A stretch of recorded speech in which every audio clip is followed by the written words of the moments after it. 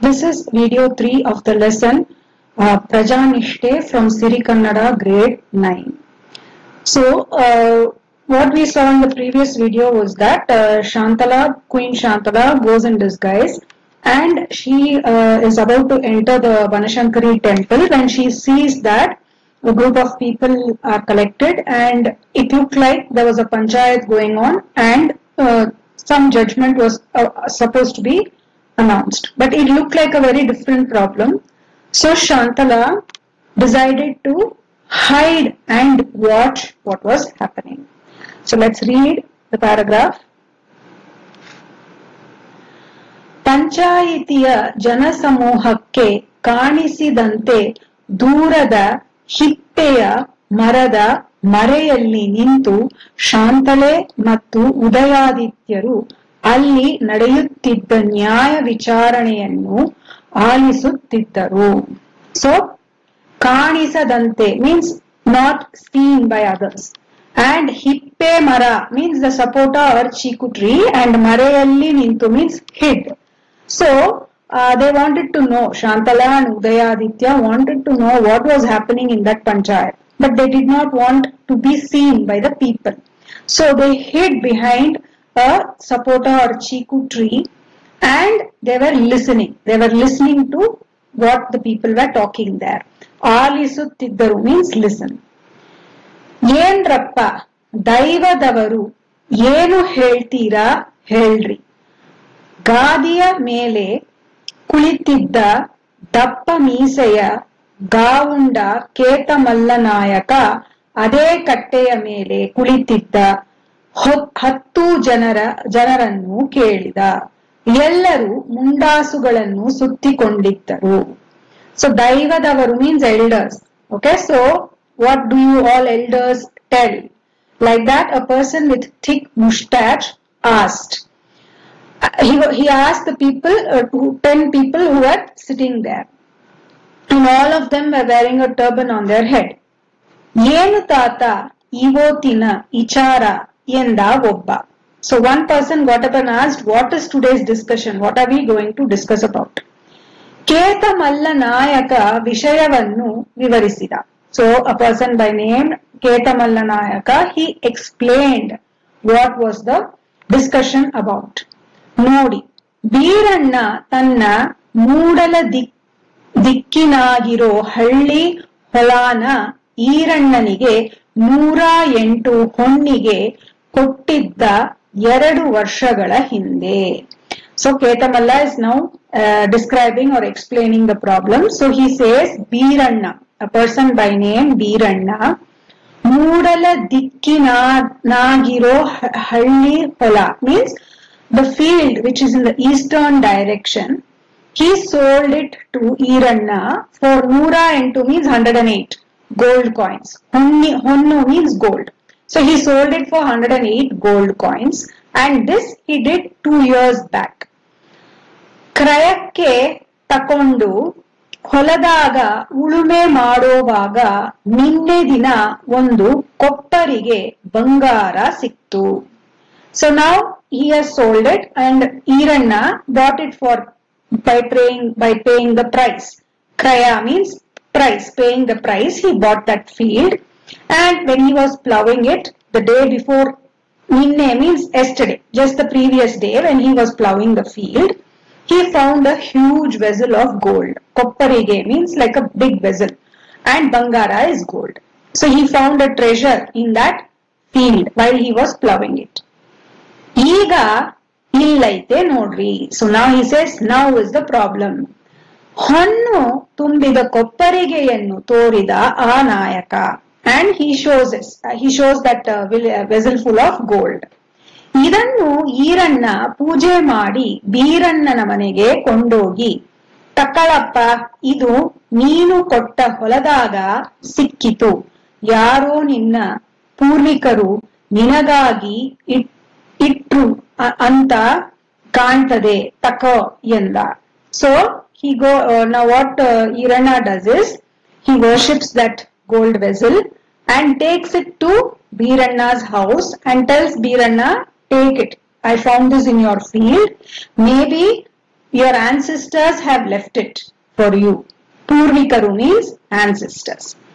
ಬೀರಣ್ಣ ಒಪ್ಪಲಿಲ್ಲ. ಅಲ್ವೇನಪ್ಪ ಬೀರಣ್ಣ ಕೇಳಿದ ಕೇತಮಲ್ಲ. But Birana refused to take that gold. So Ketamalla is making sure, isn't it? Is that true? He is asking Birana. ಹೌದು ಗಾವುಂಡಪ್ಪ, ಹೊಲ ಮಾರಿದ ಮ್ಯಾಗೆ ಹಣ ಕೊಟ್ಟ ಮ್ಯಾಗೆ ಆ ನೆಲದ ಮೇಲೆ ನನ್ಗೇನೈತಿ ಹಕ್ಕು. So he is saying yes, what Ketamalla is saying is true. After I have sold that land, after I have given away that land, I have no rights on anything found or anything with that land. ಅದರಾಗೆ ಸಿಕ್ಕಿದ್ದೆಲ್ಲ ಹೊಲ ಕೊಂಡುಕೊಂಡು ಒಡೆಯನದು ತಾನೆ. Doesn't all that belong to the person who bought it, who is the owner of that land now? ಒಡೆಯ means owner. ಆದರೆ ಅದಕ್ಕೆ ನಾನೊಪ್ಪಲ್ಲ ಗೌಡಪ್ಪ, ಈರಣ್ಣ ಹೇಳಿದ. So ನಾ Iranna saying no, I will not agree. ನಾನು ಹಣ ಕೊಟ್ಟಿದ್ದು ಮಣ್ಣಿಗೆ ಹೊರತು ಅದರಲ್ಲಿ ಸಿಕ್ಕೋ ಹೊನ್ನಿಗಿಲ್ಲ. ಈ ಹೊನ್ನು ಬೀರನ್ನಂದೆ. ಯಾಕೆ ಅಂತಿರೋ? ಆ ಹೊಲ ಇವನ ಪಿತ್ರಾರ್ಜಿತ ಆಸ್ತಿ. So now Iranna is saying no, I will not take it because I paid the money only for the land. Mannige means soil or land. I paid money only for the land and not for the gold that is found on that land. So this gold is Biranna's only because it is his ancestors' property. ಏನೋ ಕಷ್ಟ ಬಂತು ಅಂತ ನನಗೆ ಮಾರಿದ. ಮಾರೋವಾಗ ಅದರಾಗಿನ ಹೊನ್ನು ನಿಂದೆ ಅಂತ ಹೇಳಿರಲಿಲ್ಲ. ಅಂದ ಮ್ಯಾಲೆ ಹೊನ್ನು ಅವನದೇ ನಂದಲ್ಲ. So he says because he was in some trouble, he had some difficulty, financial difficulty, he sold that land to me. He never said that the gold found in that land will also be yours. So for that reason, this is not mine, it is his. ಅದೆಂದಾಗತ್ತೆ? ತಾಂಬೂಲ ಉಗದ ಮೇಲೆ ಮತ್ತೆ ಎತ್ತಿ ಬಾಯ್ಗಾಳ್ಕೊಳಕ್ಕೆ ಕೆಟ್ಟತನ ಬ್ಯಾಡ. ಹೊಲ ಕೊಂಡುಕೊಂಡ ಈರನ್ನಂದೆ. ಅವನು ತಗೊಳ್ಳೋ ಹಂಗ ಮಾಡಿ ಉಪಕಾರ ಮಾಡಬೇಕು ದೈವದವರು ಎಂದು ಬೇಡಿದ Beeranna. So now Birana is saying, once you take the betel leaves, you chew those leaves, and after you spit, you will never put it back into your mouth. Similarly, I have sold that land already. So it is his. It is Iranna's only, it is not mine anymore. So all of you elders, please make him agree and make him take that gold. ಕಟ್ಟೆಯ ಮೇಲಿದ್ದ ದೈವದವರಿಗೂ ಏನೂ ತೋಚಲಿಲ್ಲ. ಕಡೆಗೆ ಮುಖ್ಯಸ್ಥನಾದ ಕೇತಮಲ್ಲ ಹೇಳಿದ, ಹೋಗಲಿ ಬಿಡಿ, ಇಬ್ಬರಿಗೂ ಬ್ಯಾಡವಾದ ಹೊನ್ನು ರಾಜ್ಯದ ಬೊಕ್ಕಸ ಸೇರಲಿ ಅಂದ. So now the people also, the elders who had to give a judgment, they also did not know what to reply. Then finally Ketamalla said, okay, now both of them don't want it. So let us take it and give to the kingdom's treasury. Let it be used by the king. ಕೂಡಲೇ ಮರದ ಮರೆಯಲ್ಲಿದ್ದ ಶಾಂತಲೆ ಮುಂದೆ ಬಂದು ಕೂಡದು ಎಂದು ಕೂಗಿದಳು. Immediately Shantale, who was hiding behind the tree, came running and said, no, ಕೂಡದು means no, don't do it. Like that she comes screaming. ಎಲ್ಲರೂ ಅತ್ತ ಕಣ್ಣು ಹಾಯಿಸಿದರು. So everybody turned towards that side and saw. ಗಂಡು ವೇಷದ ಶಾಂತಲೆ ಮತ್ತು ಉದಯಾದಿತ್ಯರು ಪಂಚಾಯಿತಿರ ಕಡೆಗೆ ಬರುತ್ತಿದ್ದುದು ಕಾಣಿಸಿತು. So both Shantale was disguised in male clothes. So she and Udayaditya, he also had disguised himself as a commoner. So they could see that two people were walking towards the panchayat. ಗಂಡುಡುಗೆಯನ್ನು ಹುಟ್ಟಿದ್ದ ಶಾಂತಲೆಯನ್ನು ಅವರು ಗಂಡಸೆಂದೇ ಭಾವಿಸಿದರು. So seeing her dressed in male clothes, they assumed that it must be a man. ಅವರ ದೇಹ ಸೌಂದರ್ಯವನ್ನು ನೋಡಿ ಎಲ್ಲರಿಗೂ ಸಂತಸವಾಯಿತು. So looking at her personality, they all liked it. ಅವರನ್ನು ಮಾತನಾಡಿಸಬೇಕು ಎನಿಸಿತು, and they felt like that they want to go and speak to her. ಕೇತಮಲ್ಲ ಕೇಳಿದ, ನೀವು ಯಾರೇ ಆಗಿರಿ, ಆದರೆ ನೀವು ಈ ಹೊನ್ನು ರಾಜ್ಯದ ಬೊಕ್ಕಸಕ್ಕೆ ಸೇರಬಾರದು ಅಂದಿರಲ್ಲ ಯಾಕೆ? So now Ketamalla is asking, you can be anybody, whoever you are, but why did you tell that this treasure should not be given to the king or given to the kingdom's treasury? ತಾತ, ಬೊಕ್ಕಸೆ ಸೇರಲು ಇದು ಸಾಮ್ರಾಟರ ದುಡಿಮೆಯಲ್ಲ, ಅವರ ಬೆವರಿನ ಫಲ ಅಲ್ಲ, ಅದು ಪ್ರಜೆಗಳ ಬೆವರಿನ ಫಲ. So now Shantale replies saying that how can you just give it away to the king's treasury? Because this is not the king's earning. Samrata is king and Dudime is earnings. It is not his earnings. Avara bevarina phala alla, and it is not a result of his sweat. He did not work for this. He did not sweat hard for this. Adu prajegala bevarina phala. That is the result of the citizens' hard work. Praje means citizens. So the citizens have worked for it. They have earned this money. ಹೌದು, ಈ ಹೊನ್ನು ಪ್ರಜೆಗಳದು. ಹಾಗಾದರೆ ಪ್ರಜೆಗಳು ಯಾರವರು ಎಂದು ಪ್ರಶ್ನೆ ಹಾಕಿದ. So now Ketamalla is asking, okay, I agree that this is the hard earned money of the citizens. But who are the citizens? This is the question he again asked. Shantale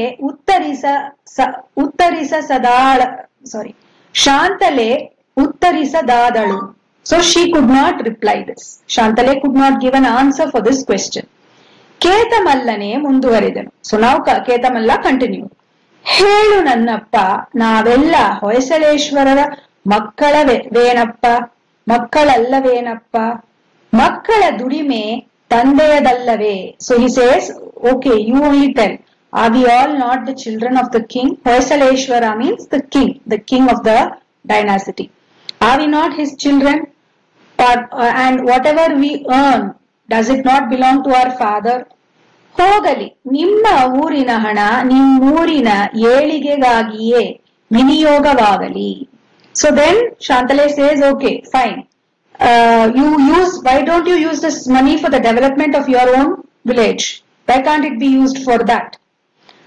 ಅಷ್ಟು ಸ್ವಾರ್ಥ ಯಾಕೋ ನನ್ನಪ್ಪ, ನಾರಾಯಣಂತಹ ಮಹಾರಾಜರು, ಲಕ್ಷ್ಮಿಯಂತಹ ಮಹಾರಾಣಿ ಇರೋವಾಗ ನಮಗೆ ಹಣಕ್ಕೆ ಕೊರತೆಯೇ? ನಮ್ಮೂರಿಗೆ ಯಾವುದೂ ಈಗ ಬೇಡ, ನಾವು ಒಂದರ್ಥದಲ್ಲಿ ತೃಪ್ತರು. So now Ketamalla is replying, we are not that selfish. Why should we be so selfish? We have a king like the god Vishnu. Narayana means Narayana is compared to Lord Vishnu. So he is comparing the king to god Vishnu and the queen to Lakshmi, goddess Lakshmi. So he's saying when we have a king and a queen, like Vishnu and Lakshmi, like gods, when we have our own king and queen, we have no requirement for money. And we don't need anything for our village also. We are contented with whatever is there.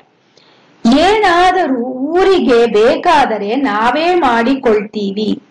ಇದು ದೊರೆಯ ಹಣ, ಧರೆಯ ಕ್ಷೇಮಕ್ಕೆ ಮೀಸಲು. So and he says, even in case we want to do something to our village, we all have enough money to do it. We don't need the money of the king. Let the king use this for the development or to protect the land. ಕೇತಮಲ್ಲನ ಮಾತು ಕೇಳಿ, ಅಣ್ಣಗಳಿರ, ನಿಮ್ಮಂತಹ ಪುಣ್ಯವಂತ ಪ್ರಜೆಗಳನ್ನು ಪಡೆದ ರಾಜ ಅದೆಷ್ಟು ಭಾಗ್ಯವಂತನೋ. So listening to Ketamalla's words, they are telling Udayaditya and Shantala, they are telling, it is the king is so fortunate to have citizens like you. ಇರಬಹುದು, ಅಂತಹ ರಾಜ ರಾಣಿಯರನ್ನು ಪಡೆದ ನಾವು ಪುಣ್ಯವಂತರು ಅಂದ ಕೇತಮಲ್ಲ. So Ketamalla is saying, maybe we are fortunate.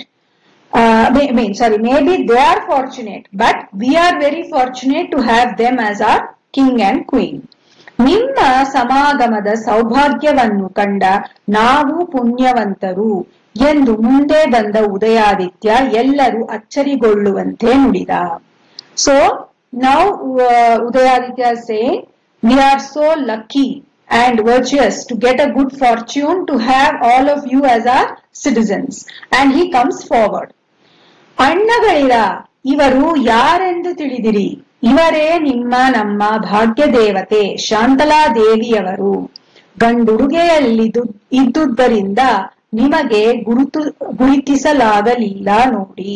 So now he comes forward and he says, do you know who this person is? She is only the goddess Shantala. She is dressed as a male and that is why you are not able to identify her. ಎಂದು ಶಾಂತಲೆಯ ತಲೆಯ ಮೇಲಿನ ಮುಂಡಾಸು ತೆಗೆದ. And he removed the turban on her head.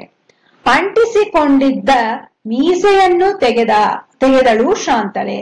And Shantale, she pulled out that mustache which she had stuck to her face. ಆ ಬನದಮ್ಮನ ಹಳ್ಳಿಯ ಜನರಿಗೆ ಸ್ವರ್ಗ ಒಂದೇ ಮೆಟ್ಟಿಲಲ್ಲಿ ಉಳಿಯಿತು.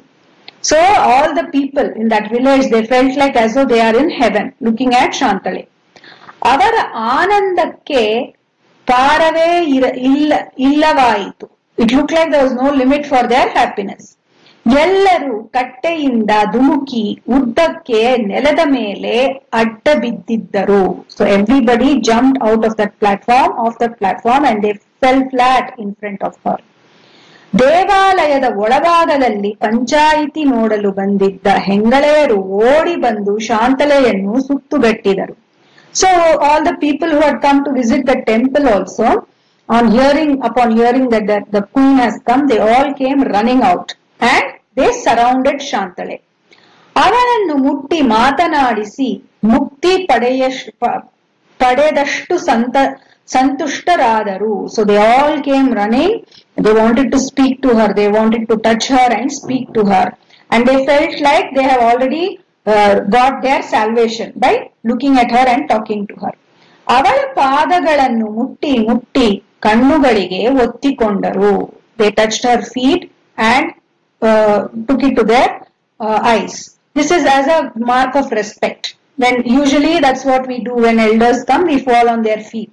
So in olden days, the king and the queen were considered as God. So the citizens used to feel very happy if they were able to see the king and the queen. They used to feel that they have seen God. So that's why they are showing so much of respect. They are falling on her feet. ಅವಳು ಹೆಜ್ಜೆ ಇಟ್ಟ ಸ್ಥಳದ ಧೂಳನ್ನು ತೆಗೆದು ನೆತ್ತಿಯಲ್ಲಿ ಧರಿಸಿದರು. They took the sand or the soil on which her feet was and put it on their forehead. Shantala ಎಷ್ಟು ತಡೆದರು ಅವರ ಭಕ್ತಿಯ ಪ್ರದರ್ಶನ ನಿಲ್ಲಲೇ ಇಲ್ಲ. So in spite of Shantale stopping them from doing all that, their devotion towards her did not stop. ಕಡೆಗೆ ಉದಯಾದಿತ್ಯ ಬಹು ಪ್ರಯಾಸದಿಂದ ತಡೆಯಬೇಕಾಯಿತು. Finally, Udayaditya, he had to put in a lot of efforts to stop them doing all this. ಎಲ್ಲ ದೈವದವರು ಆ ಹೊನ್ನನ್ನು ಬೊಕ್ಕಸಕ್ಕೆಂದು ಒಪ್ಪಿಸಿಕೊಳ್ಳದ ಹೊರತು ಮಹಾರಾಣಿಯವರ ಮತ್ತು ಯುವರಾಜರ ಪಾದಗಳನ್ನು ಬಿಡುವುದಿಲ್ಲ ಎಂದು ಹಠ ಮಾಡಲು ಶಾಂತಳೆ. So now they are saying, you have to accept, you have to take this treasure to the kingdom's treasury. Until then, we are not going to leave your feet. Like that, the people started telling, and they started holding Shantale and the princess feet, saying, unless and until you agree to take it, we are not going to leave you.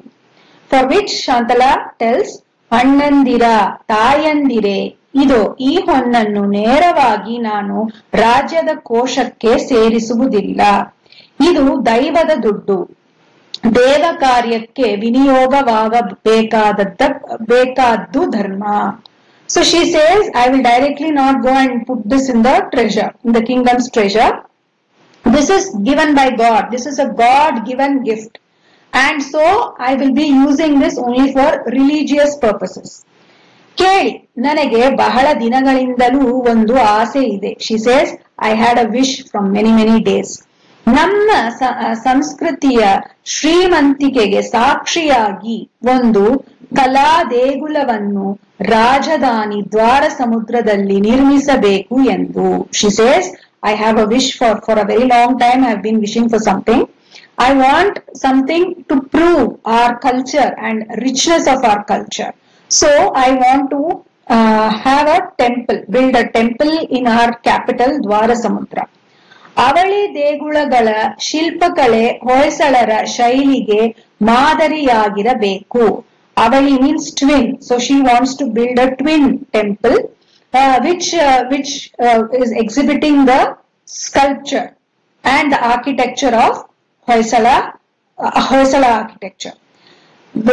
ವೇಲಾಪುರಿಯ Chennakeshava ದೇವಾಲಯದಲ್ಲಿ ಲಾಲಿತ್ಯವಿದ್ದರೆ ದ್ವಾರ ಸಮುದ್ರದ ದೇಗುಲಗಳಲ್ಲಿ ಭವ್ಯತೆ ನೆಲೆಗೊಂಡಿರಬೇಕು. So she says that in a place called as Velapuri there is already a Chennakeshava temple. Lalitya means charm. That temple has so much, the temple is so charming.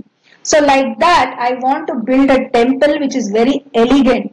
Bhavyate means elegance. I want to build a temple similar to that in Dwara Samudra, which should be a symbol of elegance. ಅಂತಹ ಒಂದು ಕಲಾಪೂರ್ಣ ದೇವಾಲಯಕ್ಕಾಗಿ ಈ ಹೊನ್ನು ವಿನಿಯೋಗವಾಗಲಿ. So she says, for that kind of a temple where there is which displays the rich culture and architecture of Hoysala kingdom, let this money be used for that. ಆದರೆ ಒಂದು ಮಾತು, but she says, but I have one condition. ಏನು ತಾಯಿ? So everybody is asking, what is it? ಕೇತಮಲ್ಲ ನಾಯಕರು ನಮಗೆಲ್ಲರಿಗೂ ಹಿರಿಯರು. So she says Ketamalla Nayaka is elder. He is the eldest of all of us. He is a very elderly person. Pitru Samanaru. Pitru means father. He is equal to a father. He is like a father figure for all of us. ಮುಂದೆ ದ್ವಾರ ಸಮುದ್ರದಲ್ಲಿ ನಿರ್ಮಾಣವಾಗುವ ಅವಳಿ ದೇವಾಲಯಗಳು ಅವರ ಹೆಸರಿನಲ್ಲಿಯೇ ನಿರ್ಮಾಣವಾಗಲಿ. So she's saying the temple which we are going to build, the twin temple which we are going to build in Dwarasamudra, let it be named after him. Shri Ketamalla Nayakara ಹೆಸರಿನಲ್ಲೇ ಒಂದು ಶಿಲಾಶಾಸನ ಸಾಕ್ಷೀಕರಿಸಲಿ. So on his with his name only let us have this temple. ಕೇತಮಲ್ಲ ನಾಯಕ ಏನೋ ಹೇಳ ಹೊರಟ, ಆದರೆ ಬನದಮ್ಮನ ಹಳ್ಳಿಯ ಜನ ಬಿಡಲಿಲ್ಲ. Ketamalla was about to tell something, but all the people made him quiet. ಮಹಾತಾಯಿ ಹಾಗೆಯೇ ಆಗಲಿ, ಕೇತಮಲ್ಲಪ್ಪನ ಹೆಸರಿನಲ್ಲೇ ಕಟ್ಟೋಣವಾಗಲಿ ಎಂದು ಒಕ್ಕೊರಳಿನಲ್ಲಿ ಕೂಗಿದರು. So all of them in unison, all the people of the temple, Banadammanahalli temple, not temple, village, Banadammanahalli village, all the people in unison told that, yes, let us have the temple named after Ketamallappa. ಜೊತೆಯಲ್ಲಿ ಮತ್ತೊಂದು ಕೂಗು, ಕಟ್ಟುವ ದೇವಾಲಯಗಳು Hoysaleshwara Shantaleshwara ಎಂದಿತು. So they're saying, okay, we will call those temples as Hoysaleshwara and Shantaleshwara. ಹೌದು, ಹೊಯ್ಸಳೇಶ್ವರ ಶಾಂತಲೇಶ್ವರರಿಗೆ ಜಯವಾಗಲಿ ಎಂದು ಘೋಷಿಸುತ್ತಾ ಸಾಸಲು ಬನದಮ್ಮನಹಳ್ಳಿಯ ಭಾಗ್ಯವಂತ ಜನತೆ. And everybody started hailing the king and the queen. ಅತ್ತಿಗೆ ಮೈದುನರು ತಮ್ಮ ತಮ್ಮ ಕುದುರೆಗಳನ್ನೇರಿದರು. ಸಾಸಲು ಬನದಮ್ಮನಹಳ್ಳಿಯ ಜನತೆ ಮಹಾರಾಣಿಯವರಿಗೆ ಜಯವಾಗಲಿ, ಯುವರಾಜರಿಗೆ ಜಯವಾಗಲಿ, ಹೊಯ್ಸಳೇಶ್ವರಿಗೆ ಜಯವಾಗಲಿ ಎಂದು ಹರ್ಷಘೋಷ ಮಾಡಿತು. So now all the villagers, they started hailing the king, they started hailing the prince, then even Shantala, and all of them felt very, very happy. So this story tells how loyal, faithful the citizens were towards the king and the queen. And in return, the queen also was so happy and she wanted to do something for the villagers. So this is Prajanishte.